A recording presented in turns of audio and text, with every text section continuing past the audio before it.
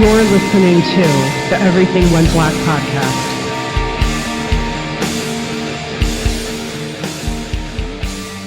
Hello, everyone, and welcome to this week's episode of the Everything Went Black podcast. Have you ever wanted to dive deep into the grimy recesses of horror? Well, if you do, this week's guest, Mason of Nightmare Movies, will be your tour guide through the darkest realms of horror. Mason hosts a channel called Nightmare Movies, which digs deep below the surface into truly obscure, disturbing, and very interesting horror films. So if that's your thing, definitely check out his channel. Additionally, he has just completed work on his brand new horror film called A Wicked Crime. If you're listening to this show, thank you for listening. You should also be listening to the other members of the Horsemen of the Podcasting Apocalypse. Kicking everything off every other Monday, we've got Brandon Legion's Horror Wolf 666. Tuesday, Jackie Smith brings you Into the Necrosphere, the greatest extreme music podcast in the land. Wednesday is the first day of double shots. We've got, of course, Everything Went Black, as well as Iblis Manifestations. Thursday is Necro Thursday, where the Necromaniacs horror podcast comes at you. It's also day one of Soul Knocks, brought to you by Carl Hikara for all things dark and esoteric. Friday, Spitball Media, a irreverent pop culture podcast. Saturday is a day off. It's springtime here in North America, so go out and enjoy yourselves. We've got the brutal summer ahead of us, at least if you live in the tri-state area. But Sunday, Carl returns for day two of Soul Knocks. And Carl and I are collaborating on Darkness Weaves, our exploration of the work of Carl Edward Wagner. And we're also, please stay tuned, we also have the Savage World of Robert E. Howard coming to you as well. Once again, thanks everyone for checking this out. If you want to step things up in your support for Everything Went Black, you can join the Everything Went Black Patreon. For as little as $1 a month, you get bonus content. For $5 a month, you get bonus content plus early access to the shows. And for $25 a month, you can become a sponsor. So one day in my YouTube channel, on my feed there, the Nightmare Movies showed up. The channel showed up in my feed there, and I was like, it kept on showing up. And the thing that actually drew me in were some films that I'd actually seen before. The House that Jack Built, which you have as part of your most disturbing films countdown. Marabito, which is one of my favorite Lovecraftian films, and The Human Centipede, which was a completely I enjoyed it, but it kind of pushed things in a very unique direction, shall we say. Oh, definitely. So none of those three films have anything to do with each other. There's no real you on the surface you would look at those and be like, okay, what do these films have in common?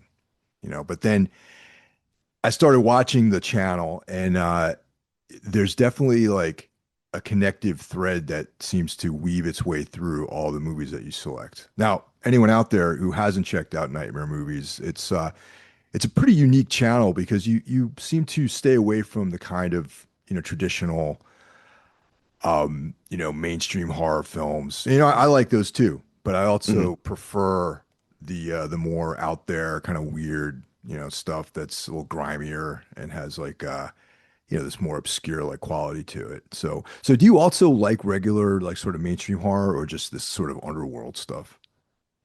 Yeah, I like a lot of the mainstream stuff, but I think there's just enough people talking about those Yeah, specific movies. You know what I mean? And like, exactly. no shame to anybody who's talking about them. Like, I watch a ton of different channels that I enjoy, and I respect their opinions, and I'm I go to them before I go see a movie, and I'm like, okay, let's kind of gauge how people feel about this. But I've been watching YouTube and YouTube horror stuff for a long time. And you get to a point where you just kind of see the same things being talked about over and over and over Right. again. And there's so many other films that I feel like people don't give credit to, and that's just what I personally want to talk about. So how long have you been doing the channel? Well, I've been doing YouTube, I think 5 years. I started right when COVID happened because, again, everyone was inside. We didn't have anything to do, and I definitely needed to get some work done or figure out something to do. So I started on TikTok originally, reviewing really disturbing films because that was at the time what I was really interested in. And they did really well. And I thought, okay, why not expand this into long form, YouTube kind of things, since, I have a lot to say and there's only so much you can do in a minute long video. So 5 years ago, I think, and I specifically started with those disturbing films like we talked about, the Human Centipede, The House that Jack Built. Um, and then I took a really long, I think like a 2 year break because I had just moved to California and I needed to get some consistent work. So I took a break from that, met a bunch of people that do social media, and they gave me a ton of advice. And they were like, you should just start doing YouTube again. And so I think last almost a year ago, uh, I brought everything back and started talking about weird, obscure horror films. Do you have a background in like editing, or is it you're all self-taught with that sort of stuff? Yeah, I don't have any formal training in it, but editing was my main job, I think, for the past 4 years. I did a lot of high energy, high cutting YouTube and TikTok editing. So it taught me how to cut really fast and taught me how to do all of the really engaging stuff, I guess.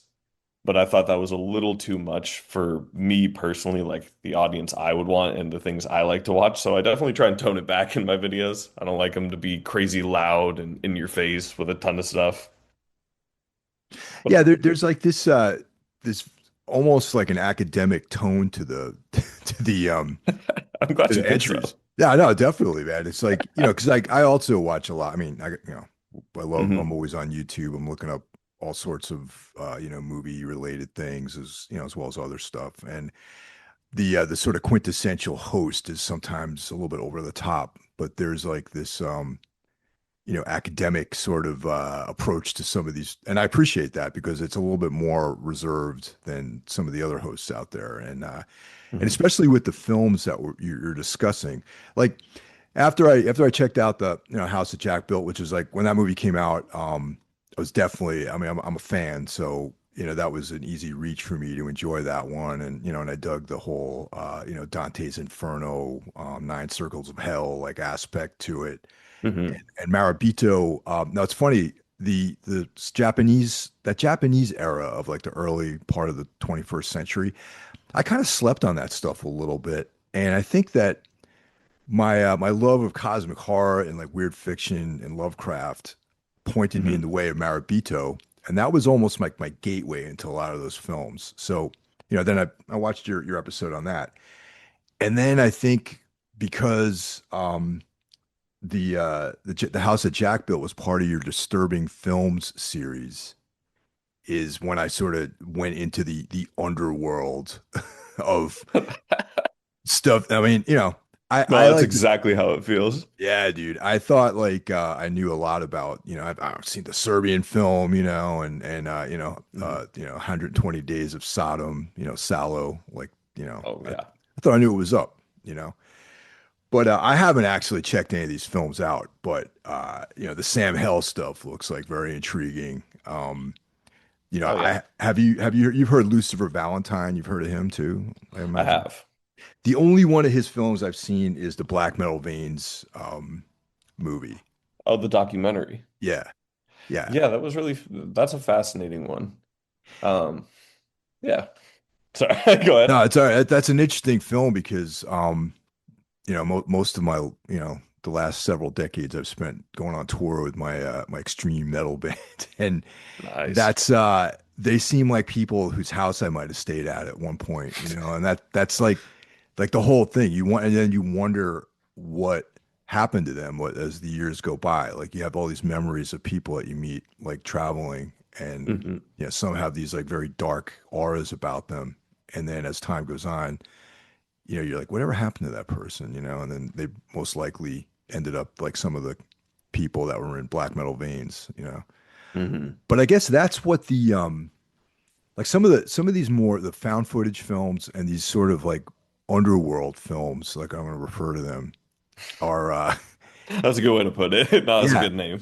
it's it has a that's what's compelling about them is because they seem so real. And there seems to be, especially in what I've read so far, what you've talked about in the Sam Hell films, Hmm. the people involved in making those creative endeavors, the people involved in those films themselves probably have like a pretty dark, existence, you know what I mean? And Oh you yeah. wonder like where the line between reality and fiction actually is, and that's what's sort of compelling about those types of films. Yeah, it's interesting. The that whole underworld, I always describe to people when I talk about my channel or just disturbing movies in general, is there's kind of I guess a tier system that slowly blurs that line of reality and fiction. And it's something I'm always cautiously warning people, at least that I know about it, because it does happen very gradually and it kind of is hard to separate what's art and what's really exploitative and really crazy real stuff. And it's a line I personally had to find for myself. Uh, Yeah, yeah, no, exactly. it's a really fascinating world though, specifically with Sam Hell. He lives in LA too, and I help on a lot of his newer projects that are less horror related. Like I met him far after he was doing all the crazy stuff I talk about on my channel. No, it's And he's a interesting. super cool guy. Yeah, I mean that's like there's like these personas too. So apparently even like Lucifer Valentine, it has like it's like a persona, like no one knows who he actually is. There's like Hmm. all this speculation that he was like this dude that played bass in like a noisecore band that was from Canada and like and that's kind of what's interesting about it because you know I there's a parallel between these types of extreme films and I don't know if you ever got into like any kind of noise music or, Hmm. noise as a genre of music or ambient stuff like that, where, a lot of times, like, I went through a big phase where I was listening to this, like Merzbow and these Japanese noise bands and, American Hmm. noise bands. And the records are like interesting, but the live performance is really more where it's at because, it's like this experience where there's there's like a self-expression going on, but also this dude's like cutting himself and there's like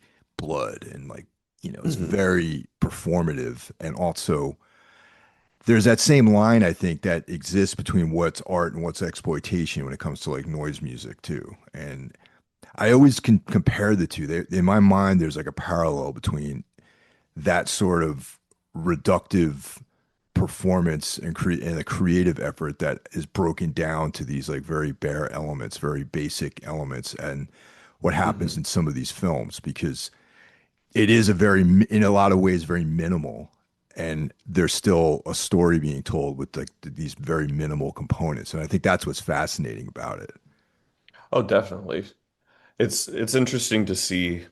I think like what you're saying with noise music and film in general, you'll see a lot of these kind of outlier spheres of art. I recently watched a documentary on extreme wrestling, which I didn't know was like a thing, because I didn't grow up with wrestling. But it's interesting to see these outsider kind of, I guess not outsider, but like on the outskirts of mainstream art worlds and how far they kind of blur those lines between what's art and what's reality and really going and simplifying everything to its bare bones, like you were saying. And there's something, like you said, there's something really fascinating about that. And I think that's what draws a lot of people into those worlds. I think it's what drew me originally into those worlds.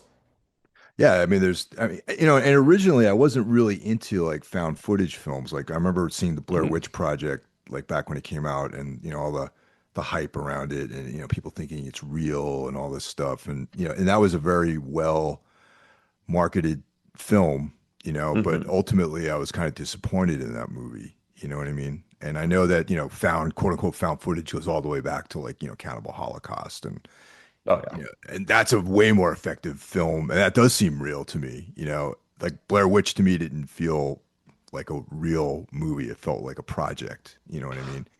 Yeah, found footage is a weird genre because I think when it's done really, really well, it's the most effective kind of horror for me personally because it can ground itself and feel so real. Yeah. But a lot of time, I mean, I can't even imagine how many found footage films I've watched. I'm not trying to necessarily crap on people who make them. I just know they're low budget and a lot of them go and just shoot in the woods for 3 days and we Yeah. see nothing and it's just people screaming.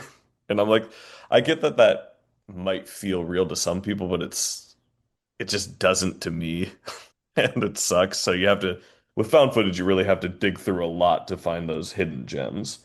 Oh yeah, I mean, I can. That's probably one of the easiest genres to make a film in because, and similar to music, where with technology being what it is, you can produce something very, very cheaply and quickly Hmm. with minimal resources, and you can say that you've done something. You know what I mean? And it's out there. Yeah. Just like any other genre, there's like you got to sift through all the stuff that's like maybe not so good to find the real gems in there. Yeah, but it's kind of a fun process, to be Yeah. honest. And even in those things that aren't necessarily the best, I see little bits that I'm like, oh, that was creative. That was fun. So I think there's always something positive to take away, even from the worst of kind of whatever art you like or what you don't like. Yeah. Try and look for that because you should be learning lessons from all that stuff. It's how you grow. And well, this channel, Nightmare Movies is a good way of curating that stuff too, because like it kind of, short circuits the process. Because at least for me, it pointed me on into some really cool films, which I probably would have never heard of before. And and that's really one of the probably the key takeaway from checking out your channel. I appreciate it. I mean, that's what I try and do because there's a lot of things that kind of get swept under the rug or go under the radar, that deserve the attention. There was a film that I covered that I wish did a little better, but I mean, everything does pretty well. But it was a Spanish film that was shot entirely on 8 millimeter film, and it was a found footage film that had so much effort and love put into it. And I'm like, man, no one talked about this.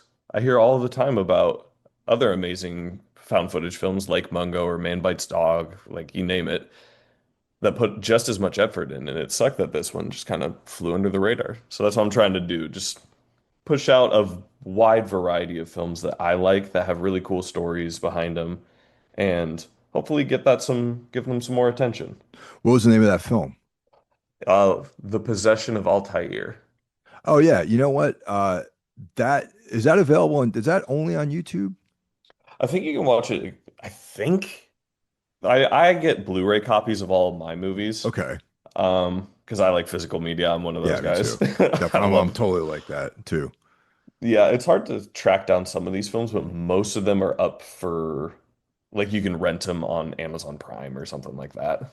Yeah, that's on my list actually. And you know what? You're not the first person to mention that film. I've heard people refer to that film elsewhere too. Yeah, it's got like a little cult following. Some people know about that one and like it, but Maribito, I was surprised less people talked about that. I really like that film. Yeah, I do another podcast called Necromaniacs that is specifically a horror podcast, and I have two other Mm. co-hosts, and we cover movies and a wide variety of stuff. But we're keen to do an episode on Maribito as well because that's something one of my other co-hosts that's like one of his favorite films too. Oh, that's so cool. And like just real quick about that film, Yeah. I've been building this like I don't know how familiar you are with Lovecraft and cosmic horror and that genre of fiction. I'm getting like kind of into it, specifically Lovecraft. I just started The King in Yellow. Oh yeah, the Yeah, Robert The King in. Chambers. Yeah, hmm yeah, So I'm getting great. into the weird fiction, the Lovecraftian stuff, and it's really fascinating stuff. The thing that the people have always claimed that stuff to be unfilmable because especially with Lovecraft, because you read it and Mm. hardly anything happens. It's like someone recounting something that happened to them, and there's like these, indescribable entities and things like that. So it's hmm like, well, how do you make a film about something that's not describable? With this color that's never been seen before, and I think in the past, like Hollywood has tried to go more to the macro version of that, where they have like these like very overblown special effects. But I maintain that the best way to tell these stories is lo-fi, possibly found footage, because some of the best films in that genre, I think, are like the Marabito or like the Benson and Moorhead films, stuff Oh like yeah. that, where it's just like there's like it's like an uncanniness that's being explored in the film, and it's not so much about creatures and tentacles and that sort of stuff. No, it's about a feeling, for Yeah, sure. And I agree. I think I have this discussion with my buddy all the time. We talk about horror and why I think modern horror struggles in certain ways, and I think it's because it's too clean. Like we yeah, shoot on clean cameras, clean glass, and you just see everything. But part of what scares me is the obscurity of it all. And yeah. yeah, I think there's aspects of Lovecraft or cosmic horror that are really difficult to film, maybe even quote unquote impossible. But it's just between different mediums. You give that same sense, that same feeling, I think, by what you're saying, making it more lo-fi, more grainy, gross, and obscuring things so we don't get the full picture. But it still gives us that feeling of like, ooh, it's weird and I don't like it. There was a movie that came out last year called Strange Harvest. I don't know if you're familiar with that. I did. I saw it in theaters. Oh, you did? Excellent. Yeah. That was one of my top six of the year. We do 666 because there's three of us. Top 666 movies of the year, then a bunch of like runner-ups. Yeah, yeah. Um, that one was one of the best indicators of not showing too much and hmm keep creating a vibe, creating like an atmosphere. It started in one place, then it went to like a folky, weird horror, cosmic horror direction, Oh yeah. and it combined like mockumentary, found footage, like all this stuff. But that one to me, it's like at the end of the movie, you're like, did something really happen, or was there a true alignment of all these stars, and was this guy completely insane? You know? Oh yeah. Strange Harvest is really cool. And something else I really like about that movie, which I try and I wish more movies would do, is it's like if you're gonna do the thing, do the thing. Like it's violence, it's like imagery. The family like sitting at the dinner table was so haunting when I saw that. I was like, Yeah. "Oh, you like are really going for this." And maybe it feels a little over the top with like the leech pool or whatever, but I'm like, "Oh my gosh, it's such a visceral image." But Like you that, really went there with that. but the leeches actually figured into the overarching concept too, Oh which was yeah, which I awesome. loved. Yeah, it wasn't just like for the to the titillation of it. You know what I mean? Yeah, which is like, yeah, you really thought out this whole Lovecraftian mythos in your own weird way. And also like there's two ways of looking at it too. I mean, it could, you can go the straight way of like, okay, this is like a cosmic story, or which you talked about the King in Yellow, and the Robert Chambers hmm aspect, where it's like, there's this. I'm not saying in this case there was a text that drove somebody mad, but it's like there's this ethereal thing out there that motivates people to do evil. So Yeah. it's like this thing that exists in the sort of ethereal realm that connects to someone who maybe have like a predisposition for violence or some traumatic thing happened in their life, and that could be the story too. And this guy could be hmm thinking he's ascending his spirit to some higher realm, or he could just be like connecting to something in the ether, and Yeah. that story right there is what fascinates me. And one of the things I always talk about, True Detective season one, and that's kind Oof. of the same deal where it's like, you know, the guy believed that he was connecting to some ascension, and maybe he was, but this thing existed in like a realm that only someone with like a altered sense of perspective can reference that. And whenever Yeah. there's a feeling or some dialogue that goes like on like that as a result of watching a film, I think it's success, and that's how I feel about Strange Harvest. Oh, I totally agree. I loved True Detective season one. Such a good. Sadly, like that's still the only Yeah. I mean, season two is cool, just not what I Mhm. wanted, but I actually I've grown to enjoy season two, but the first season hit so many boxes for me. Oh yeah, for sure. I think that's the hard thing, right? When you start at such a high point. I don't think season two or even season three. I never watched season four. I didn't even know there was a season four, to be honest. But like season two and season three aren't necessarily bad. I No, would no, say they're they're still fine. like exceptional TV shows by like any standard. It's just you're following such a good, like such an incredible story. Yeah, no, definitely. Season four was tried so hard to capture people that are fans of that genre. Like, for Hmm. example, the first episode had a quote from Hildred Castaigne, who is a character in Repair of Reputations by Robert Chambers, one of the King in Yellow, stories. But Hmm. there was a false quote though. It didn't exist in the book, but they kicked Oh, off right away trying to hook people who are interested in this thing, thinking that they might fall for something like that. And then there's like the name of this place is called the Salal, and there's like a Thomas Ligotti short story called Salal, and I'm just like, after a while, I was like, man, this is like pandering too much, and it just, mm. whatever. I don't want to knock on it too hard. It's out there. People like it. It's cool. Ah, yeah, fair enough. What Yeah. were your other five, by the way? Oh, for that year? Yeah, yeah. Oh, damn. I'd have to go back That and was see do coming. that. Yeah. What came out last year? Oh, we had the one with Nicolas Cage. That was the other sort of weird fiction-esque one. Was it the Color Out of Space, that one? No, that came out like a few years ago. That one I actually went I cut out of work one day, the week it opened.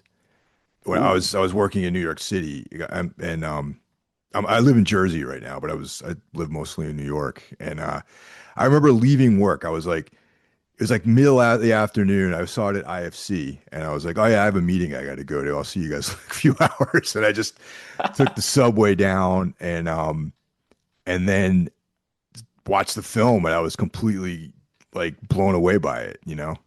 Nice. Yeah. Um, yeah, it was definitely you know, that was cool, but it also went Hollywood too in some ways. Yeah, I remember seeing it. I worked at a video store.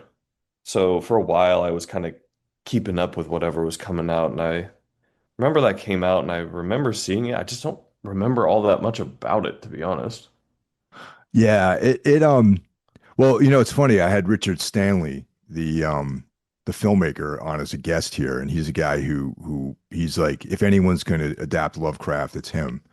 Oh heck And yeah. I had him on here as a guest, and we didn't really talk too much about that because there was a lot of controversy surrounding him as a person. So I didn't want to open any sore wounds or anything like that. Yeah, that's Oh, fair. so here's my top six for 2025. Heck yeah. All right, so it's The Long Walk. Okay. All right, Weapons, Okay. Rabbit Trap. Rabbit Trap. I don't know that one. That definitely check that one out. It's like a folk horror film. It's first time feature debut by this filmmaker called Bryn Cheney. It's a UK film. I like to call it a Cornwall horror because to me there seems to be like a whole Mm. genre of folk horror that takes place in Cornwall. like with the standing stones and like all this stuff. Yeah. So it's like that sort of feel, you know. And once again, it's one of those things where you're not really sure if anything's really happening in that movie. Strange Cool. Harvest was in there. Nice. Bring Her Back, Oh yeah. and 28 Years Later, which I know I can't say that it's a great film, but it was one of my Mm. favorites of the last year. That's a pretty good list. Yeah, Heck yeah. that's the 28 Years Later was like the first half of that film hit so hard for me, like with the whole they had this like Oh yeah. yeah that crossing the it was almost like a sword and sorcery story in some ways, where Hmm. there's like these warriors going on a journey into a strange land filled with monsters to find a wizard. Oh yeah. So that definitely connected with me on my like love for like Robert E. Howard's like sword and sorcery fantasy stories. No, that makes complete sense. Yeah. I I I, I agree. I think whenever I watch movies like that, especially, I think 28 years later was controversial just because of expectations. Yeah. And I think I left originally pretty wanting more of what was going on in the first half of the movie. Yeah. But I'm trying to be better about just meeting movies with like, okay, I went in with these expectations and you gave me something completely different. It's not really your fault for me having different expectations. So like, I'm gonna try and find out what you were really trying to do and then figure out how I feel about it. Yeah, definitely. I mean, it's that's the thing, it's like I feel like they executed their vision. Um, Oh yeah. there's definitely some issues with the second half of the film, but the first half of the film, like when that Yeah. scene where they're crossing the causeway, Oh, so cool. I was like, all right, we're into something now. They cut back to the Henry V, like they those it just worked. You know what I mean? Like, Yeah, it was so good. And the like what was it, infrared things that they yeah. would intercut with it. I was like, this is such a weird, visceral feeling, and I love it. And I feel like only a someone from some Britain could have made that scene because there's like that Rudyard Hmm. Kipling boots poem and you Oh, it know was very UK oh kind yeah of horror. yeah and it's just like the same because that part of the world is the Romans came and conquered it. There was World War II. There's like they're always at war with somebody. You know what I mean? And it's Um, like yeah. and it was like it just fed that sort of vibe to me of like, yep, it's the same old thing over here. We're going to war. People are going to die. Hmm. We're carrying on with the stiff upper lip. Oh yeah. And especially oh my gosh. I totally just lost his name, the director. Oh, Danny Boyle and Alex Alex Garland. Garland. Yeah. Danny Boyle's always doing strange experimental things with his film, which again, I totally respect. He just takes swings and sometimes it works really, really well. Alex Garland loves war, it seems like. Yeah, he's on the kick about that recently. Yeah, I mean, he's like, there was Civil War and then there was warfare. Warfare. And then Yep. there was this entry into the 28 years later pantheon of films. So it's interesting. And now he's doing the Elden Ring movie. That could be interesting, I think. I never played the game. I've only ever touched like one of those Dark Souls type games, and it wasn't even a Dark Souls game, it was Sekiro. I don't know if you play any video games, if you're into that. Let me tell you something about video games. All right. There was a period when I was heavily into it, but I Mhm. realized like if I was ever going to get anything done in life, I have to abstain from playing video games. Mm, Yeah, that's so fair. yeah, because I get obsessive, I get absorbed in things, and like I just got to a point where I was like, they're fun, they're cool, and now, I mean, the things I've seen now are amazing. Like all these like very Hmm. very cool horror related, horror oriented video games, and the imagery and stuff looks great, but I just know that days of my life would disappear if I got into that again. No, that's totally fair. Yeah. I'm excited for it though. You don't get a lot of really out there dark fantasy stuff, which, we'll see how it comes about. I trust Alex Garland as a filmmaker. I think he's really great at what he does. Yeah, and I So, think it's his element too, like that element of conflict, and hmm like that I'm interested in for as well, for sure. definitely. Yeah. Are there any other writers that you're into? Because you mentioned Robert Chambers and Lovecraft earlier. Um, it's hard to say. I guess I liked to read when I was really young. And then oh, I don't know if you hear the car alarm going off. No, it's okay. There's like Okay. all sorts of noise over here too. So, But yeah, I read a lot growing up, but then love for books and novels shifted to films once I started really getting into that. And now I'm just starting to get back into all of the novels that I've missed. And there's a lot of cool ones, but I feel like very surface level when I talk to people about books that really know what they're talking about. Like I'm trying to get through House of Leaves, oh which is man, that's a proving tough to one, be, man. Yeah. yeah, Oh I yeah. really just jumped into the deep end, I feel like, with that one. Yeah, that you could have started a little bit easier than that one for sure. But I'm loving it. It Yeah. like gives me such a different feeling from anything I've ever read, from anything I've ever seen. And I've never been one to have any sort of reaction really with novels. I'm more of a visual kind of person. But I think this is the first time where I genuinely felt some weird sense of dread when I was reading through all the stuff about the Navidson records and when he's exploring this house. And it's just weird. How it's described is very much giving me a reaction to it, and I love it. Yeah. No, that's a good one. Very difficult to read. Long. Oh, it's so long. Yeah, it's definitely I remember a couple, maybe was it last year, a friend of mine for their birthday, I bought that for them, and they were just like, cool book. I have no idea what the fuck I just read. And I'm like, okay. I guess I I'm was most take another stab at it then. It is. It's a lot, and it's difficult to get through. I think my jumping off point for a lot of books nowadays is film connection. So I'm reading some McCarthy. I've read like The Road before, Hmm. but Blood Meridian was a common one I saw on YouTube. Yeah. So I'm like diving into that.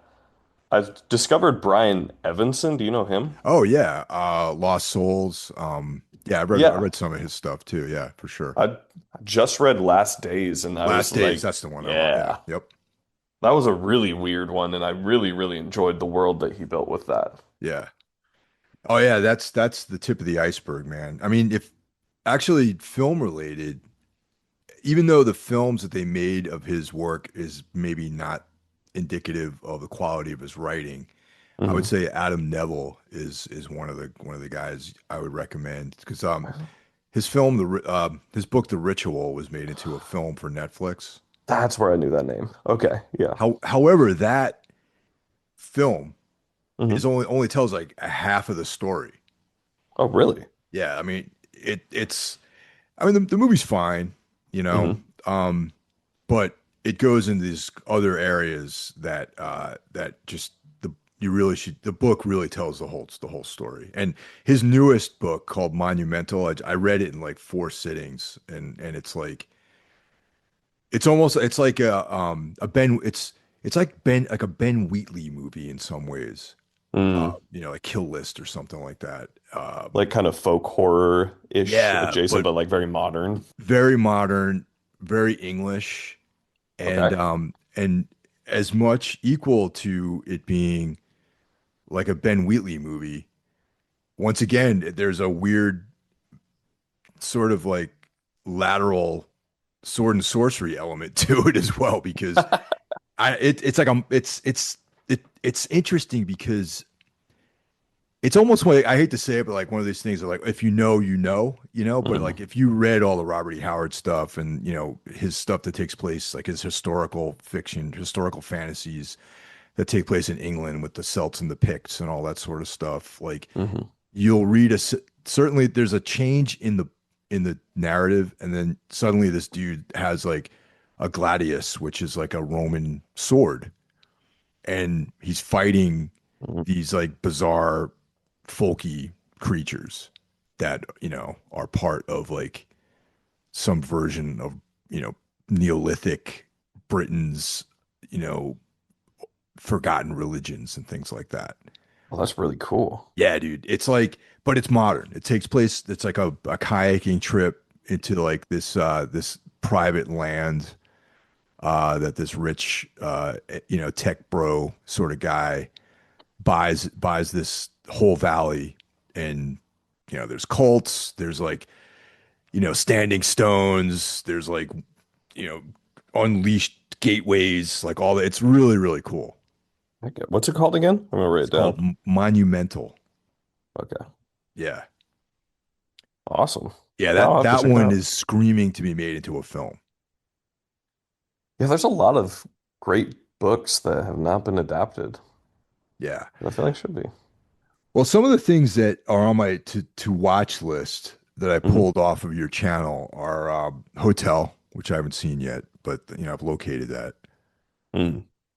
There's a very uncomfortable looking movie called Caught in the Web. Oh yeah, that's a documentary. It Yeah, was the really, documentary. yeah, that's an uncomfortable one. Yeah. PVC one. Oh yeah, that one was also uncomfortable, but also just because of the true story involved with it. Yeah. Um, yeah, that's and also it's like a single shot apparently. Yeah, which I talked about in my review that I think it works great in some sections, but kind of drags in others. But again, it's technically a really huge accomplishment for those filmmakers to do, Yeah. and especially to make parts of it as good as it is. And the Joe Meredith stuff, in addition to, I want to watch Harvest Brood in its entirety. And then, Oh you know, yeah, yeah, I mean, that looks, you referenced another film called, the hell, Jackhammer. Sledgehammer. Sledgehammer. Yeah, yeah. Oh yeah, That Sledgehammer's was, a yeah, Joe Bob Briggs covered that on one of his, that was one of his films on the drive-in thing he did on Shutter. oh yeah, yeah, yeah. And Sledgehammer is wild. I watched it on when he presented it, and I was like, I almost turned it off because I was just like, this is like some, you know, very amateur stuff, going on here with the, shot directly on VHS, and Oh yeah. you know, but That's the thing though. Like I feel like I cover a wide spectrum of films, and maybe I get a little hyperbolic when I talk about them just because I'm excited. But Sledgehammer is such a wacky film. It like works in weird ways. Like the comedy is strange and they just do all this weird stuff, but then all of a sudden they'll like fade in this dude who's like 7 feet tall and like a baby mask, and you're like, what is happening? It was like a fever dream. yeah, yeah. I mean, I watched it on Joe Bob's last drive-in, and he cuts in and makes comments on it, but Hmm. I do not believe I'll be revisiting that movie though, I don't honestly. blame you. But but Harvest Brood looks cool though. And Harvest and Brood's um rad. and it based on some of the footage that some of the scenes that you show in your episode, there's you know I know that some of the lighting is pretty jarring, but it's Hmm. like it looks interesting at the very least. It is. I think it was going for a very specific thing of those, like, if you take it as a recreation, outlandishly enough as that is, of something that happened and they're made it for like a 90s crappy late night show. If you just go in with that mindset, I think it works really well, especially because Joe's practical effects are way too good for the low budget that he had. And it's like a cosmic horror kind of thing. It's really fun. Yeah. Yeah. That opening shot though of the gas station Hmm. is that's right up my alley because like a lot, I think I don't know if we've touched on it yet, but a lot of the analog horror stuff that's happening right now, like for example the back rooms and like the oldest Hmm. view and like all this stuff that is it's been going on for a while at this point, for a minute they've been doing Oh these yeah. types of films, but now it's starting to become, with the Backrooms film coming out, I think in another month or so, people are paying attention to this. And Skinamarink from a couple of years ago, Oh yeah. people are aware of that sort of, faux nostalgia and VHS and analog, looking at things through an analog lens and that sort of stuff. But those Hmm. liminal spaces have always been very creepy and very much my thing. Like when you see a place that is devoid of it's at one point not threatening at all, but Hmm. in a certain light, if you change the way you're looking at this thing or under certain conditions is completely sinister. You know what I mean? No, I know exactly what you mean. I'm definitely drawn to that too. Before I worked at a video store, I worked as a janitor Hmm. at a gym, and I would have to stay there late into the night. And after a certain point, the normal lights would shut off and it would just be kind of the ambient, I don't know, the ambient lights. Yeah. It was so eerie just walking around that place because everything would echo as you took a step, and it just felt like something was there, but there wasn't.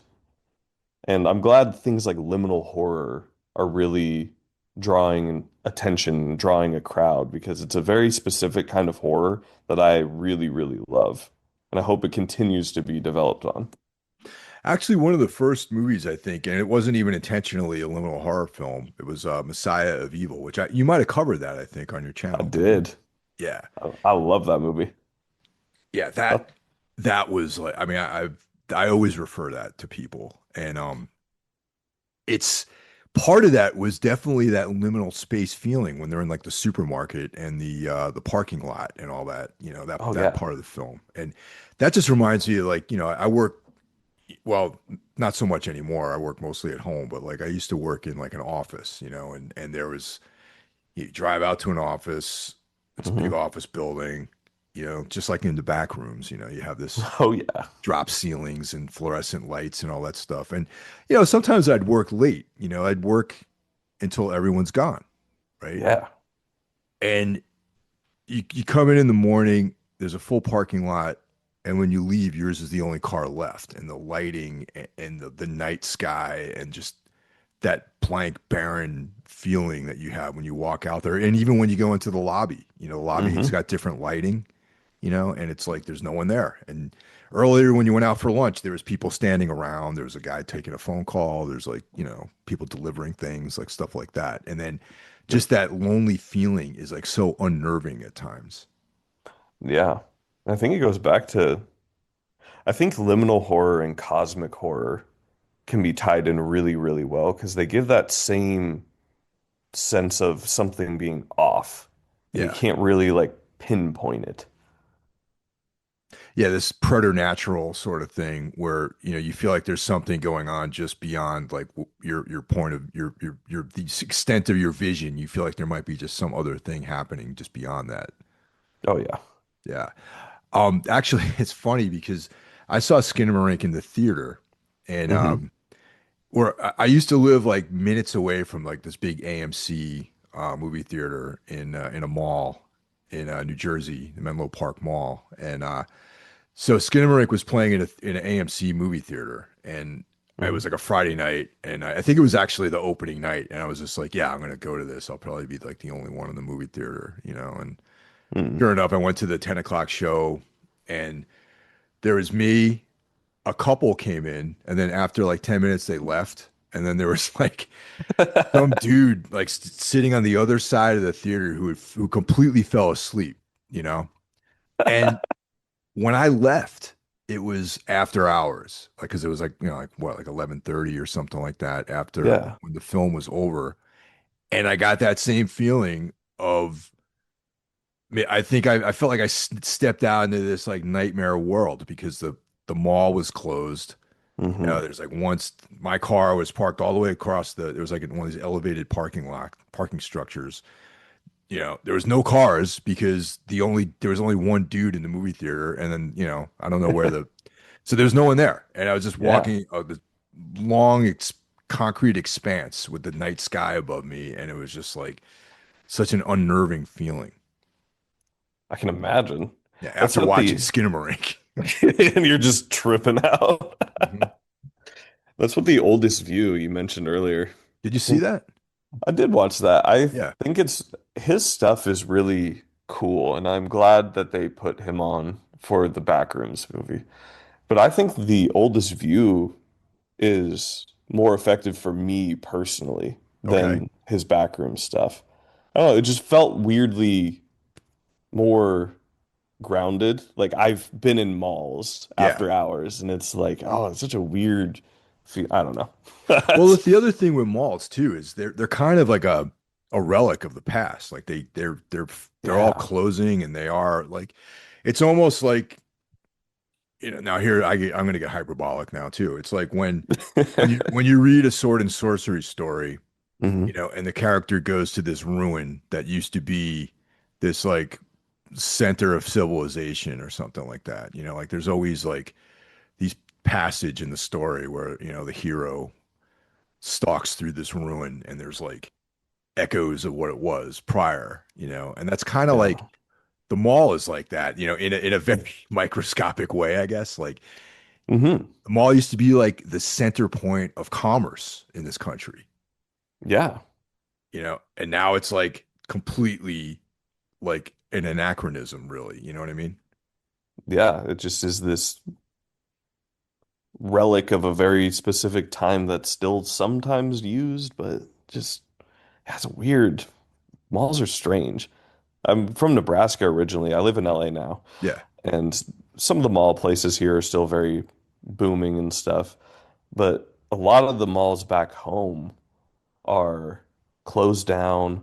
I watched one get demolished. Like I visited before Yeah. it got demolished, and it was just completely barren. And it was strange to see all the department stores and like the toy stores and everything. And just no one was there. No lights. I don't know. It's a weird feeling. Similar experience for me too. There was this particular mall was like supplanted by a bigger mall, and Mm. there wasn't enough population. And this is at a town close by to where I grew up in New York State, and that withered because another more powerful mall was built like not too not too far away. Yeah. And I just recently I drove by there and it's just in complete disrepair. Like it looks like there's like graffiti and some of Mm. the you can tell no one's taking care of it, and then not only did the mall itself wither, but the surrounding, businesses around it completely fell into disrepair too. Man. Yeah, it's like a weird, yeah, it's like a relic. It's like this ruin of a temple or a city or something like that. Oh, for sure. Are you a Yeah. big fan of kind of slower horror or more Yes. quiet horror? Okay. Yeah, I like stuff that's brooding and has a lot of atmosphere. I feel that. Yeah, and I think that's what a lot of, I mean, definitely like these types of films kind of exist in that world. I mean, especially Yeah, like the Kane Pixel stuff obviously is all atmosphere. for sure. It's kind of a course correction from very 2010s jump scare heavy horror, where now people just want something a little more atmospheric and, yeah, like you said, atmospheric and brooding, Yeah. which is really cool to see because it's a horror I really enjoy too. Well, in that the oldest view, uh it also, I think that a lot of these films touch on childhood memories too. I mean, Yeah. besides the obvious one of the malls, I mean, I don't know if I think Kane Pixels is a younger guy, so he might not even have been like alive for the heyday of the malls in the 80s or whatever, but hmm but everyone has if you live in out if you don't live in a city, obviously, you wander around in the woods, and I Yep. found like these mysterious holes in the ground that I never thought to jump into. No, exactly. And that's kind of like a lot of those films touch on that idea of being like a kid exploring things, and then you find stuff that you don't really understand, you know Yeah, and that's like I think the key element to a lot of this kind of analog horror stuff, where it touches on these like very old feelings of fear and dread, and it just kind of expands on that. definitely. And I think that's why it captured such a big audience, is because we've never seen horror quite like that also be so accessible and mainstream. Like there's always been childhood fear type films. I don't read a lot of Stephen King, but I hear that his stuff kind of revolves in that world a lot. Yeah, I mean, Um, yeah, that guy's got so much material out, man. It's so hard to stay up to everything that he's doing. for sure. But with analog horror, it's like that's what it's all about. It's these forgotten cartoons or forgotten places that are coming back to the surface, but they've changed and they've distorted in a disturbing kind of way. Yeah. So what's going on with your film? I caught on one of your episodes you were talking about you were in production for a film. So what's going on with that? Oh yeah. So about 2 years ago, sorry, I was about 2 years ago, I wrote a script for a mockumentary slash found footage horror film. Oh my gosh. Yeah. And the intent was to shoot it quickly and easily, like every other found footage film, with some friends. And I tried to shoot the film, but it just didn't work. I think I got like halfway through shooting this movie and it wasn't working for me. And I was like, okay, maybe this isn't the movie to make. So I shelved it. And then my friend, who was one of the actresses in it, just randomly brought it up one day and was like, hey, why don't we try and do that film again? And I was like, okay, maybe. So I took a look at the script like last September and I got reinterested in it and I started rewriting some stuff and I sent it back to her and I sent it to a bunch of other actor friends that I knew. And they were all really down to do it. So yeah, we just started reshooting it entirely in December, but this time with the knowledge of what worked and what didn't work, and with a lot more people willing to be involved crew-wise and cast-wise, and made it a little bigger and crazier. And yeah, we wrapped filming in March, and I have officially finished editing and submitted it to a bunch of film festivals. So we'll Oh, see what it kind of does. congratulations. Thank you. Is there what's the title of the film? What's called a wicked crime. A Wicked Crime. Okay. Yeah. Horror elements or just, Yeah, it's very, I guess I can talk a little bit about it because yeah. it's got an IMDb and I just don't want to spoil too much. But Yeah. yeah, following, it's a mockumentary following a girl who, her and her sister had a very disturbing series of events about a year ago. And she's just kind of recounting all of the experiences that they had up until something very, very bad happened. To be vague about it, because Yeah. there's lots of Okay. like No, turns it's and yeah. things that happen with it. But Yeah, yeah, just like a little snapshot. We don't, obviously, we don't want to get the spoilers or any sort of too much detail, but that yeah, sounds interesting. yeah, it does. And I wanted to make it as real as I could, which wasn't possible 2 years ago with the budget I had. Again, luckily, YouTube has really taken off for me, so it has allowed me to do the things that I want to do with this movie, which I'm very excited about. And yeah, I don't know. I really enjoyed the whole process of it. And I think people that like slow, it's not that slow, but more atmospheric, more grounded horror films will really like this, hopefully, because that's Yeah, I what mean I enjoy. that's my bag for sure. I like Yeah, when things kind of like unfold, and it's a lot of like, atmospheric elements to it, and there's like, dialogue heavy kind of stuff too. for sure. There's a lot of that. Well, So, that's kind of like one of the things I think that re-sparked my interest in some of like lo-fi filmmaking is the fact that a lot of it has to be told through dialogue and exposition, hmm you know, um, and I personally enjoy that. Like I like dialogue in all films, even, in dramas, whatever. Like, some of my, I think where I started really loving dialogue is movies from the 70s, like the Martin hmm Scorsese films and, movies like Yeah, Thief and all that, where the dialogue is like such an integral part of the movie. And then in this type of filmmaking, there's like periods of exposition that are primarily told through dialogue. And me being a very big fan of reading short stories, and it feels more like that too for me, you know. Definitely. I like, yeah, these heavy dialogue things can either work really, really well or really, really terribly, just depending on how good the writer is. Yeah. But one of my favorites that's pretty modern is, have you ever watched Mindhunter? Yeah, oh yeah. Yeah, excellent. And yeah, that's just like two or three people in a room talking for the entire show, but it is so engaging. It's such a good show. Yeah, definitely. That I wish that would come back. You know, Yeah, that's a David Fincher piece. yeah. I Yeah, he's love great. Fincher stuff.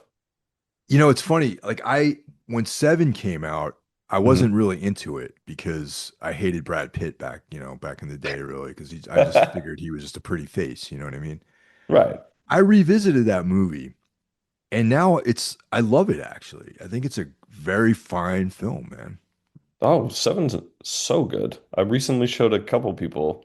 We had like a little Seven watch party because, I like Seven and no one had seen Seven. So we sat down and watched it. They had the same reaction. This is great. I didn't want Brad Pitt to be in it because I thought Brad Pitt was just kind of Brad Pitt, but he's really good in it. You know what? I remember him being worse than he was the last time I watched it. And he did a serviceable job in the movie, I thought. Oh, yeah. Yeah. Now Fincher's great, Fight Club, it's a great, Oh, I'll yeah. watch anything that Fincher does, definitely. Now, have you seen The Undertone? Yes, I have. Yeah. That obviously is 95% dialogue too. And just mainly like one person is on screen pretty much the whole time. Oh, for sure. And yeah, I had mixed feelings about it because I thought the moments where it was just like this eerie retelling and we got to hear those like strange audio clips that they were getting sent. I was like, I really like this. And it's uncomfortable to sit through. For me, it didn't super stick the landing because I thought it was trying to go for something really big and maybe it didn't have the budget for it or something. But yeah, there's m moments in that movie I really, really enjoyed, and then others that didn't entirely work for me. Yeah, I think I have to watch it again because like I was kind of like the novelty of it really worked for me. And Yeah, like the idea of I mean what I found funny was the fact that they had to record it like 3 a.m. every night, or I know. I whenever. thought that was funny. Yeah, that was like, oh, okay, the witching hour. It's like And then the camera would just like randomly start moving towards somewhere else. And I was like, what is happening? yeah, no, This that is that's freaky. very effective because down here, like I'm not in the basement, but I'm down here in my first floor room here, Hmm. and I'm not at 3 a.m. I'm not really. Well, actually, I've had podcast episodes with the European guests, so it's like Mm. it'll be like early, like 4 a.m. or something like that. I'll record something, Yeah, yeah, and I've gotten those feelings, like you're definitely. enthralled in this conversation, and then like I'm like, I feel like something's behind me, and usually it's just like one of the cats or something like that. But That's also real. I got two cats here. They yeah, freak me out at random points. oh yeah, yeah. But yeah, no, that's interesting. I need to watch it again, I think, Yeah. without being sort of enthralled with just how like novel the idea was. Yeah, I was impressed that it worked as well as it did, considering that it's just, yeah, people talking and listening to things, but they made it really engaging. Yeah, I mean, this year's been a little mid when it comes, for lack of a better Yeah. term.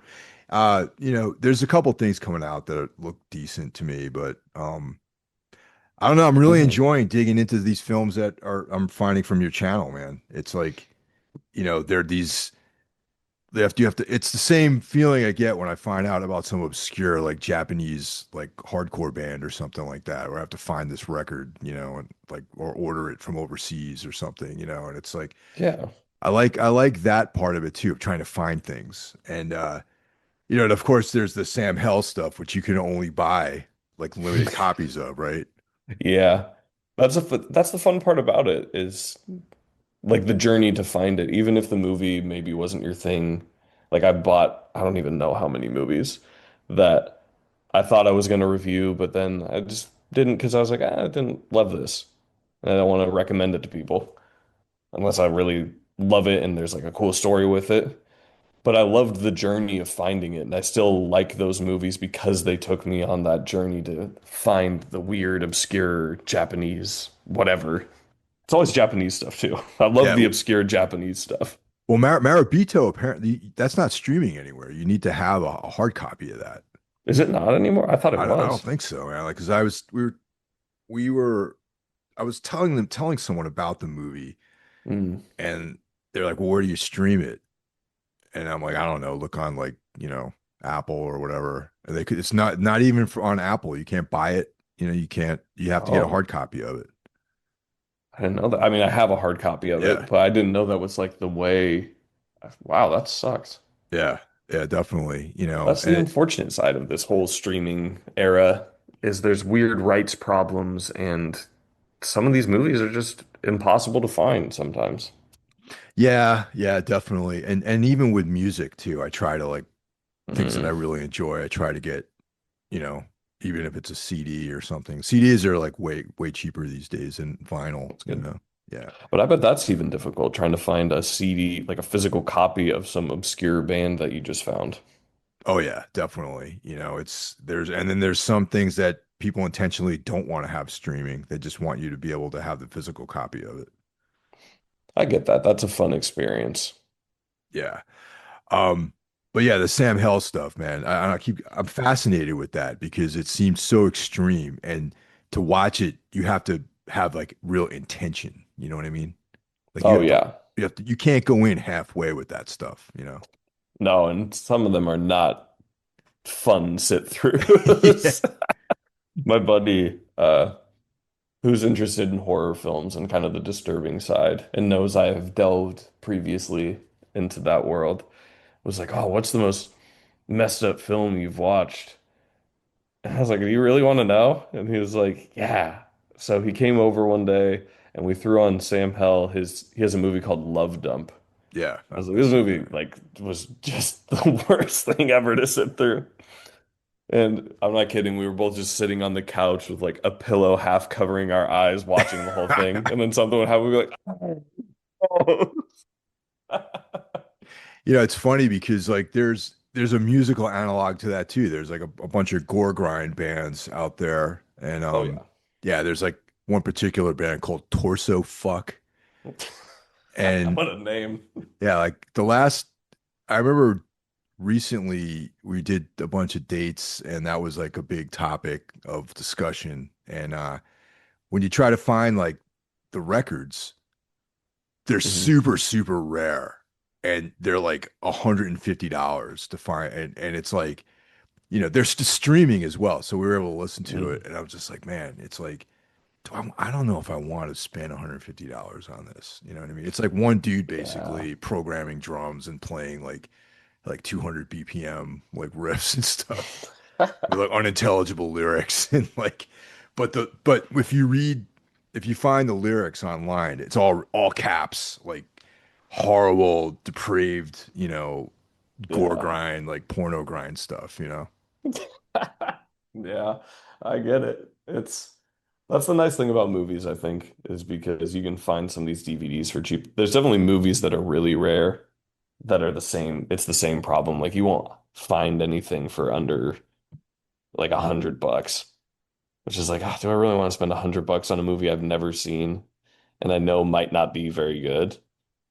But I think there's certain companies. I know Unearthed does a Yeah. lot of re-releasing of older films and weird ones. Like they just released all of the August Underground Oh, films. they re-released those. Okay. Yeah, which I and on Blu-ray, and I was like, Really? wow, that's amazing, and you can get them all for $30, That which I that's an dig. it. That was an interesting watch. Like I remember when that came Oh yeah, out. yeah. Like, actually, the one of the guys that co-hosts Necromaniacs with me, the horror podcast I do, he used to Hmm. own a comic book shop in Brooklyn, and he got like a bootleg of the first two August Underground films, Oh and man.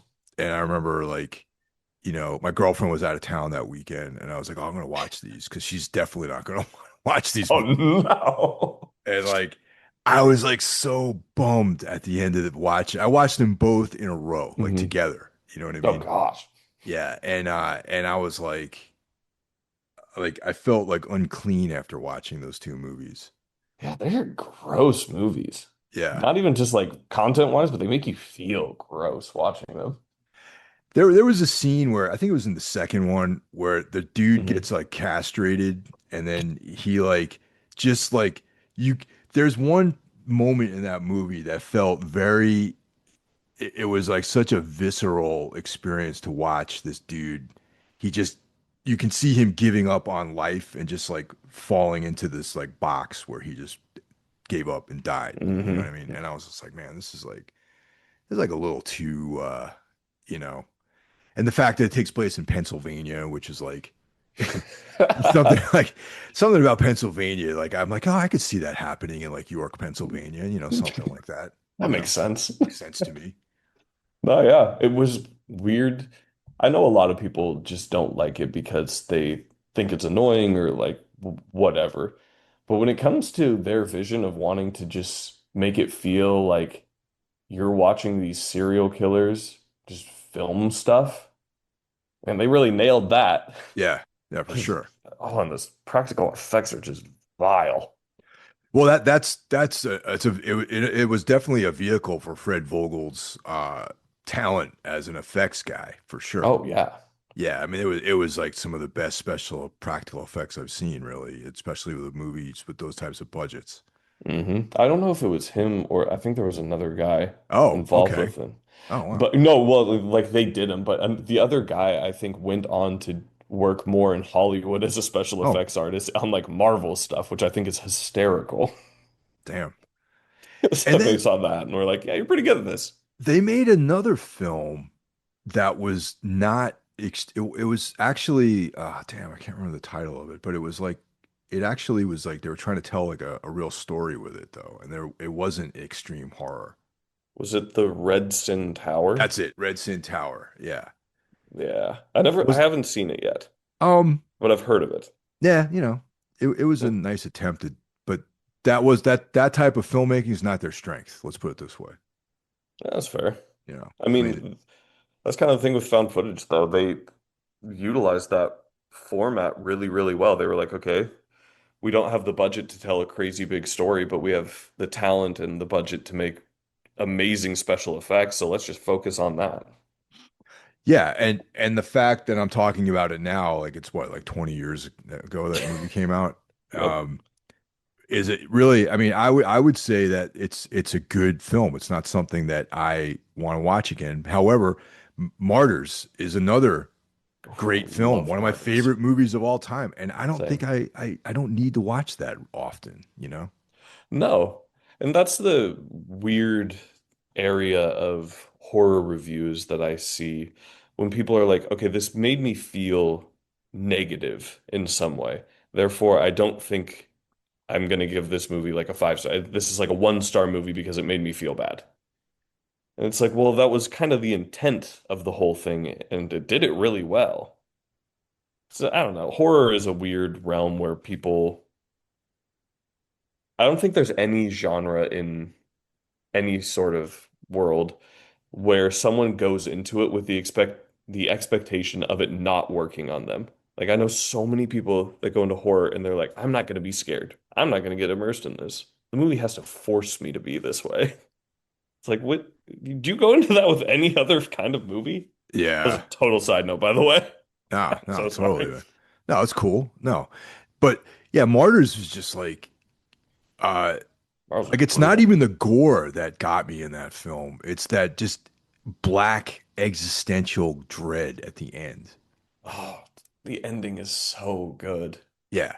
It was like God. the most nihilistic, darkest ending ever. And I was like, that's what makes me not want to watch the movie again. It's not so much it's not so much like all Hmm. the gore and the violence and everything. That's fine. I've seen that.